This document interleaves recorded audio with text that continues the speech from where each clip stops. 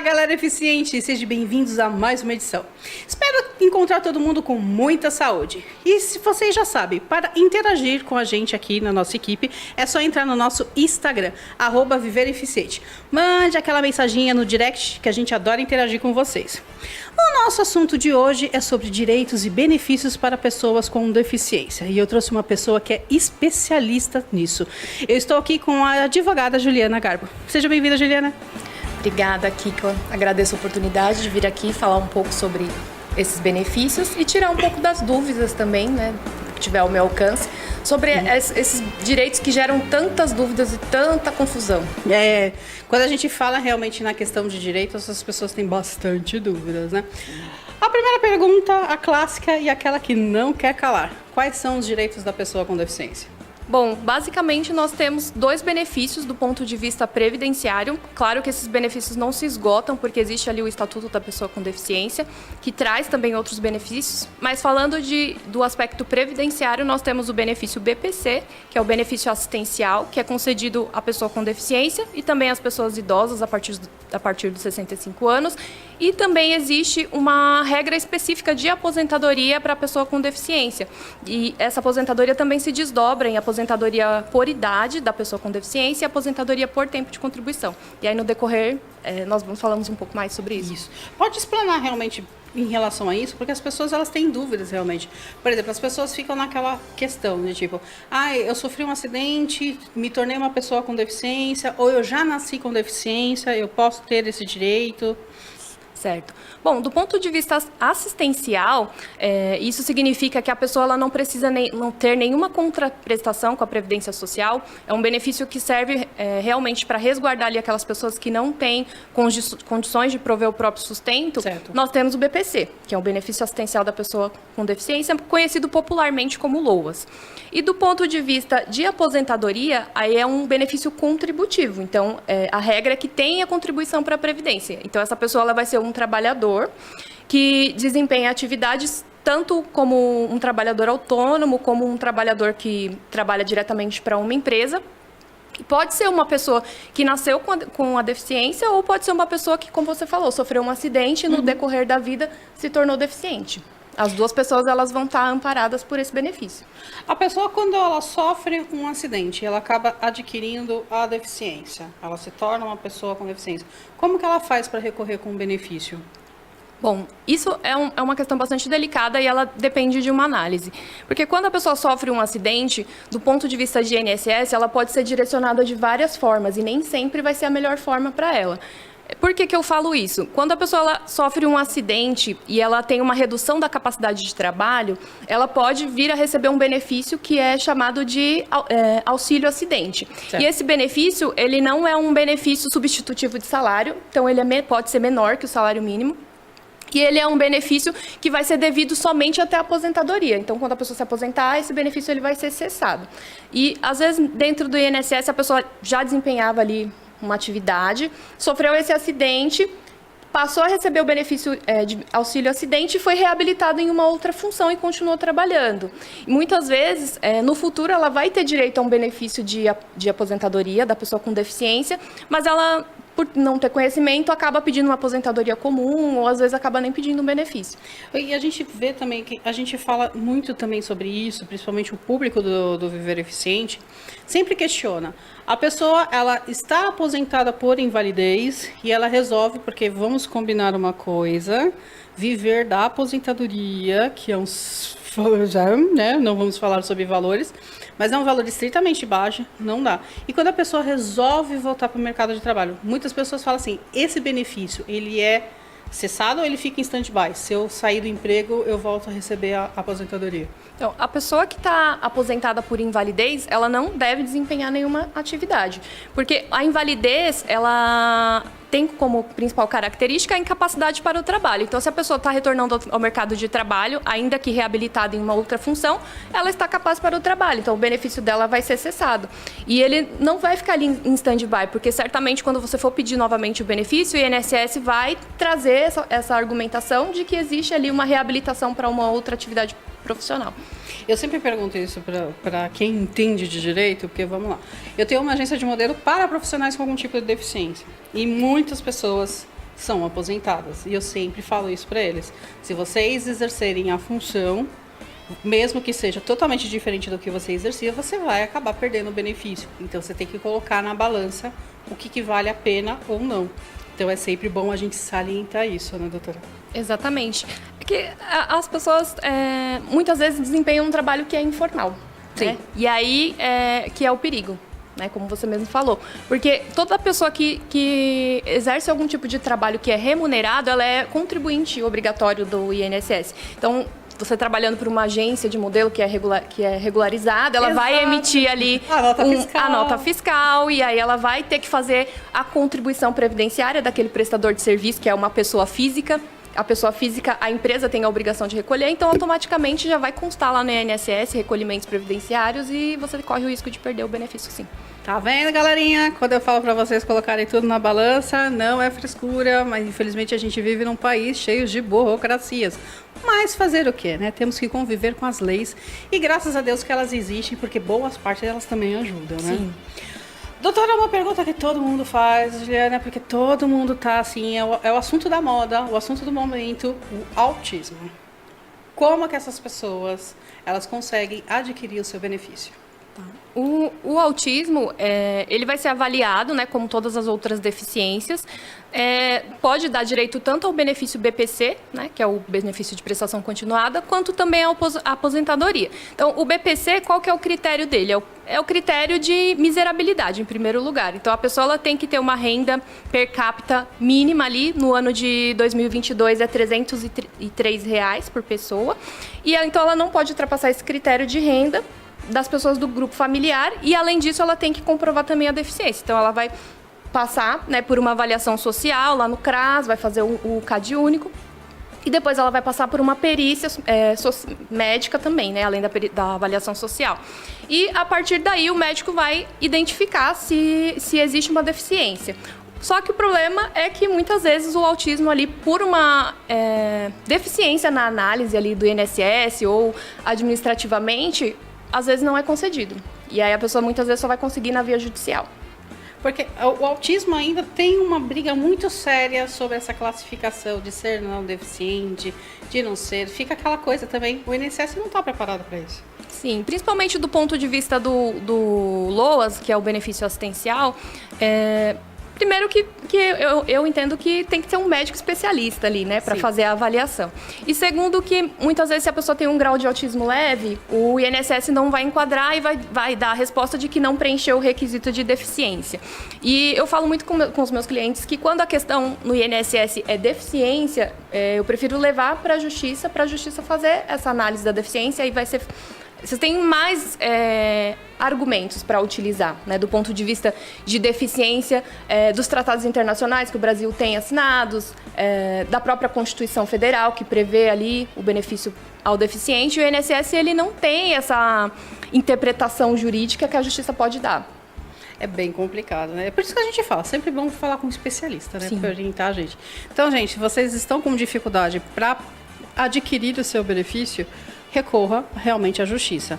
Ela demora, mas é eficaz. Pelo menos desse ponto de vista a gente sabe que tem resultados. Sim. Na verdade, assim, quando a questão é a deficiência, o ideal, né, é não ficar brigando no INSS, tentar judicialmente. Agora, se for indeferido por outro motivo, não preenchimento da renda, ou muitas vezes preenchimento errado do CAD único, informação de pessoas que não devem nem estar constar no grupo familiar, mas a pessoa acaba declarando, só um especialista vai poder analisar no caso concreto, porque muitas vezes no próprio INSS você consegue resolver, só que primeiro você tem que fazer uma análise do que consta, tanto na parte de critérios econômicos quanto nos critérios de deficiência. E quando a gente vai preencher todos esses critérios do INSS, a gente tem uma dificuldade primeiro com a interpretação de texto, né? Porque a linguagem, gente, vamos combinar que a língua portuguesa é bem rebuscada e realmente tem alguns erros que a pessoa leva ao erro e quando acaba tendo esse cadastro, acaba sendo indeferido. Sim, na verdade, no próprio CRAS ali, quando você vai fazer o cadastro, existem algumas orientações que são passadas erradas em relação a não ter direito a mais de um benefício. Então, se eu já tenho uma pessoa que recebe BPC na minha família, posso ter uma outra? Pode ter. Se preencher o critério de renda, existe uma portaria no INSS que diz que o LOAS não vai contar. Um LOAS não vai contar para fins de renda. Então, pode ter 2 pessoas que recebam LOAS, pode ter 2 pessoas que recebam LOAS na mesma família, mais uma aposentadoria. Então, só um profissional mesmo que vai saber avaliar ali o grupo familiar e ver se preenche o requisito. Mas é possível. Então, se existem 2 pessoas com deficiência, ou se tem um aposentado e uma pessoa com deficiência, é possível acumular, sim, os benefícios. Perfeito.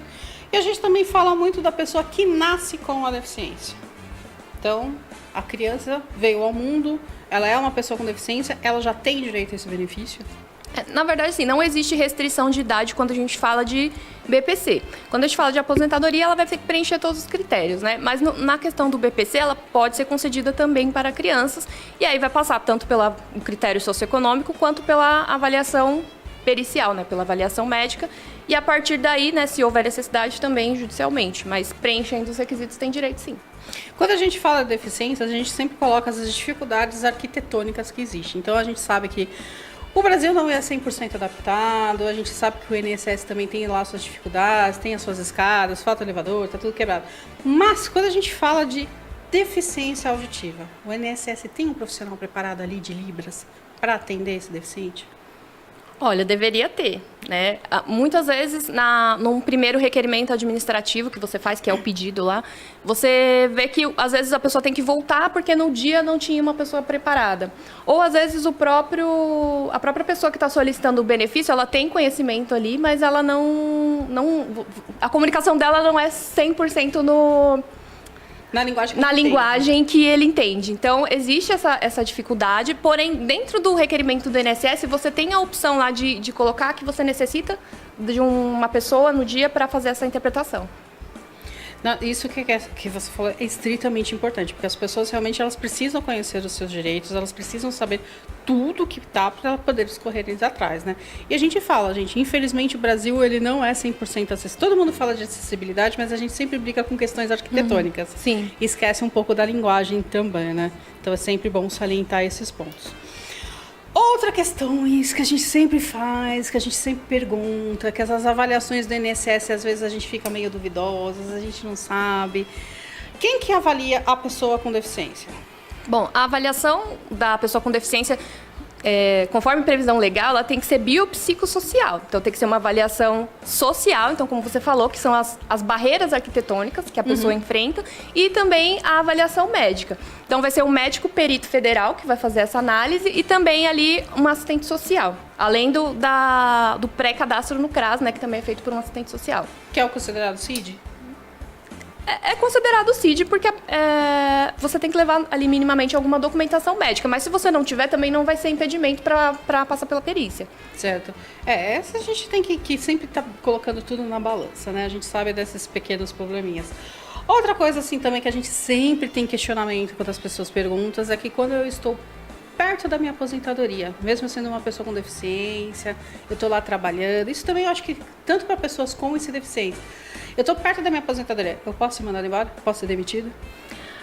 Então, quando você está próximo à aposentadoria, existe um direito específico que vai depender do sindicato que a empresa está vinculada. Então, se eu, por exemplo, sou metalúrgica e ali a convenção do sindicato prevê uma estabilidade pré-aposentadoria, eu posso ter, desde que esteja prevista nesse sindicato. Essa estabilidade pré-aposentadoria, ela não é prevista na legislação trabalhista. Então, a gente tem que analisar esses acordos e verificar se existe essa estabilidade. Quando se verifica que tem essa estabilidade, às vezes ela pode ser 2 anos antes da aposentadoria, 1 ano, dependendo da previsão, é necessário que o trabalhador ele exerça esse direito. Então, que ele faça uma carta ali dizendo que está próximo, entende que está próximo do tempo de contribuição, de se aposentar, já tem o tempo de contribuição e que quer gozar desse benefício de estabilidade pré-aposentadoria. E aí, nesse caso, vai ter estabilidade. Que é também super importante. E quando a pessoa não... A gente aí, voltando um pouco para o mercado de trabalho, o CLT, aquela coisa. Nós estamos trabalhando, a pessoa com deficiência, infelizmente, não atingiu os requisitos que o empregador exige. Essa pessoa com deficiência, ela pode ser demitida? Sim, ela pode ser demitida do ponto de vista ali de avaliação do trabalho mesmo, né? Então, ela foi contratada para uma função e aí verificou que ela não está desempenhando o trabalho da forma... que a empresa solicita, gostaria, ela pode ser demitida. A única questão é que a empresa ela precisa, né, imediatamente preencher ali aquele cargo de pessoa com deficiência, porque se não for preenchido, a pessoa pode, inclusive, entrar na Justiça Trabalhista e pedir uma reintegração ali. As pessoas, é que nem a gente fala, existe a lei de cotas, que a gente acha extremamente importante. Sim. As empresas, elas têm a obrigatoriedade de dar a oportunidade para o profissional com deficiência, de ter uma oportunidade no mercado de trabalho, de exercer uma função. Só que a gente também fala, a lei, infelizmente as empresas, elas têm uma lei, mas elas às vezes não oferecem também um cargo de acordo com a capacidade daquele profissional, e vice-versa. Então eu costumo dizer que sempre tem que ter os dois lados da moeda. Sim. A gente tem que avaliar muito bem. E às vezes a pessoa tá, voltando também assim, a pessoa tá recebendo a aposentadoria dela, tudo direitinho, e de repente parou de receber o benefício. Bom, a suspensão do benefício ela pode ocorrer por 2 motivos. No caso do LOAS, pode ser por não atualização do CAD único, ou por pente fino, que a gente chama, né? Então, o INSS começa a fazer uma avaliação ali da renda, verifica que existem pessoas no grupo familiar que não foram declaradas, ou às vezes ele coloca pessoas no grupo familiar que, pela lei e pelas próprias normas do INSS ali, não deveriam entrar, mas eles acabam colocando pessoas ali que não tem nada a ver com a situação, mas que superaram ali a renda familiar per capita de R$303, né, ou de 1/4 de salário mínimo, e ter o benefício ali suspenso ou, muitas vezes, o benefício cancelado. E, nesse caso, a pessoa tem que apresentar imediatamente ali uma defesa, né, a defesa MOB, para que o INSS faça uma reanálise e, muitas vezes, se não fizer essa defesa, o INSS pode até cobrar os valores, né, que foram recebidos indevidamente. Nossa, e se essa cobrança existir, como que deve se proceder? Bom, primeiro tem que fazer uma análise, né, desse processo para verificar se realmente esse pagamento foi indevido, porque muitas vezes o INSS identifica que é pagamento indevido, mas não é. Mas se ocorreu o pagamento indevido, o benefício ele vai ser cancelado, né, vai ser cessado, e a pessoa provavelmente vai passar ali por uma cobrança judicial desses valores. Então, inclusive no STJ, né, já ficou decidido que tem que devolver, não importa se é benefício assistencial, se foi recebido indevidamente. Um caso que costuma acontecer, e até eu recomendo que as pessoas não façam isso de jeito nenhum. A pessoa vive em união estável, e aí na hora de pedir o benefício, ela fala que não mora com ninguém. Isso é muito comum. E aí ela consegue. Obviamente, fala que mora sozinha, não tem nenhuma renda e consegue o benefício.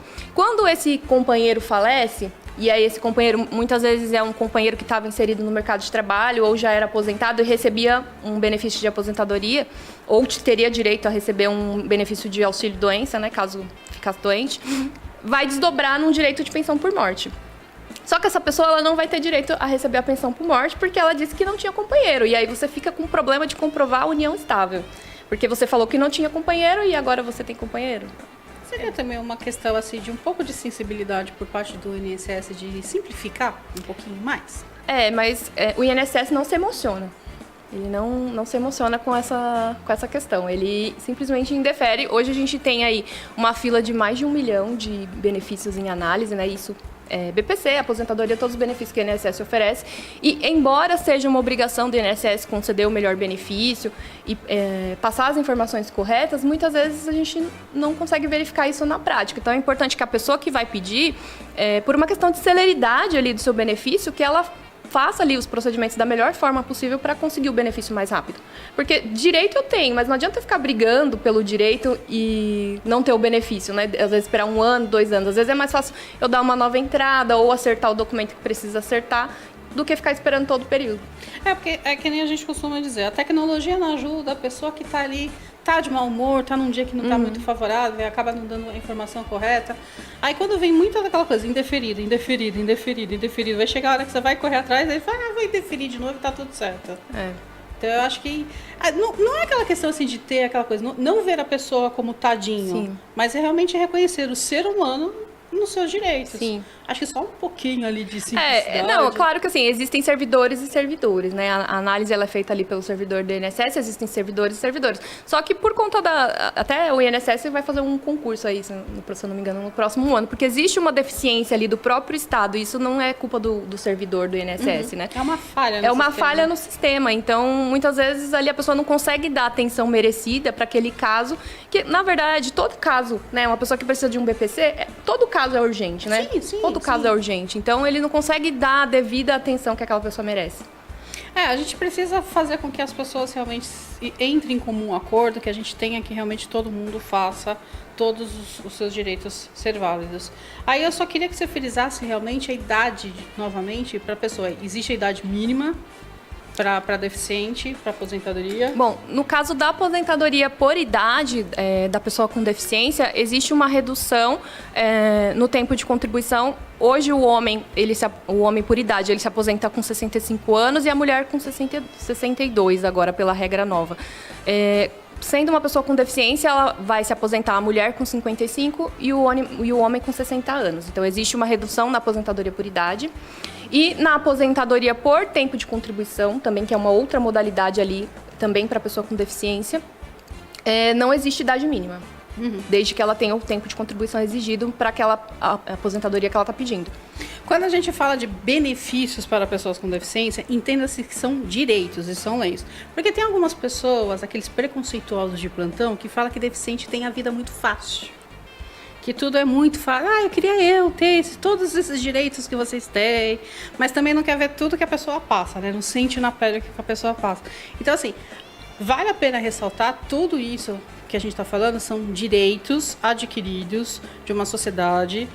A gente está falando de benefícios, mas que são voltados realmente para pessoas com deficiência e não são aquelas coisas de tipo porque deficiente é incapacitado, o capacitismo, muito pelo contrário. Eles são capazes sim de desenvolver muitas coisas, mas infelizmente algumas barreiras que a gente tem arquitetônicas acabam impedindo a pessoa de voltar para o mercado de trabalho. Exatamente.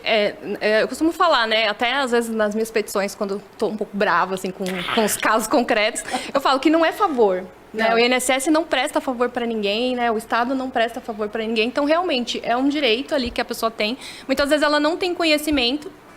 E muitas vezes ali, por ter uma deficiência que, do ponto de vista da avaliação da própria pessoa, ela não considera como uma deficiência grave, ela acaba nem exercendo esse direito, quando na verdade ela poderia ir ou estar se aposentando antes, ou ter direito a um benefício com uma renda melhor, porque a aposentadoria do deficiente ela não sofreu alteração com a reforma da Previdência.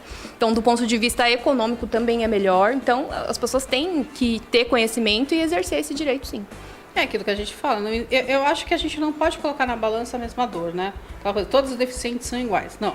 Cada qual tem a sua importância e eu acho que a deficiência em si, ela é abrangente em todo mundo que é considerado uma pessoa com deficiência, não importa se é pequena ou se é grande, que para mim isso não existe. Aquela coisa deficiente é um ser humano como qualquer outro.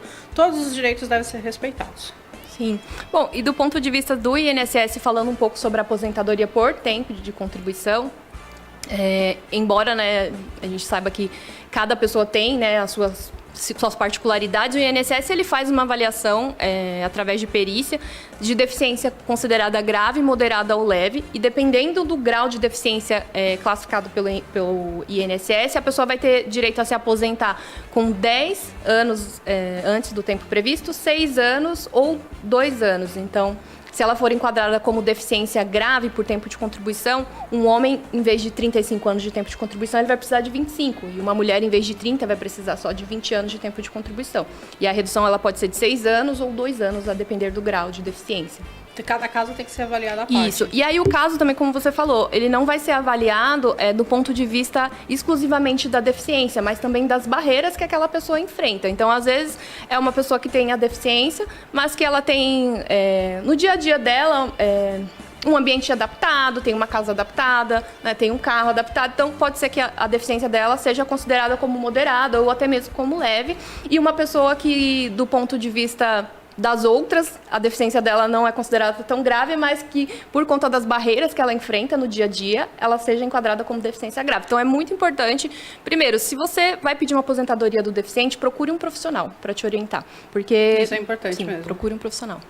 A doutora acabou, Juliana, você acabou falando sobre acessibilidade, mas isso é um assunto que dá outra Dá pauta. pano para manga. Quando a gente fala de questão de acessibilidade, a gente fala de imposto.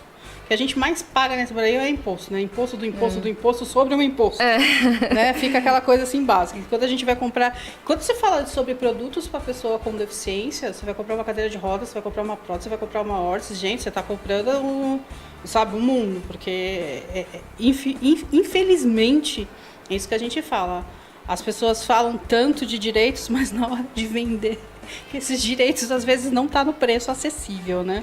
Que a gente fala. Então eu acho que agora fica um recadinho pro ano que vem, né? Nosso presidente eleito querido, que eleve a deficiência dele, não vamos mencionar nome, mas a deficiência dele. Vamos olhar para os nossos coleguinhas deficientes mais graves, né? E vamos fazer com que esses impostos realmente reduzam.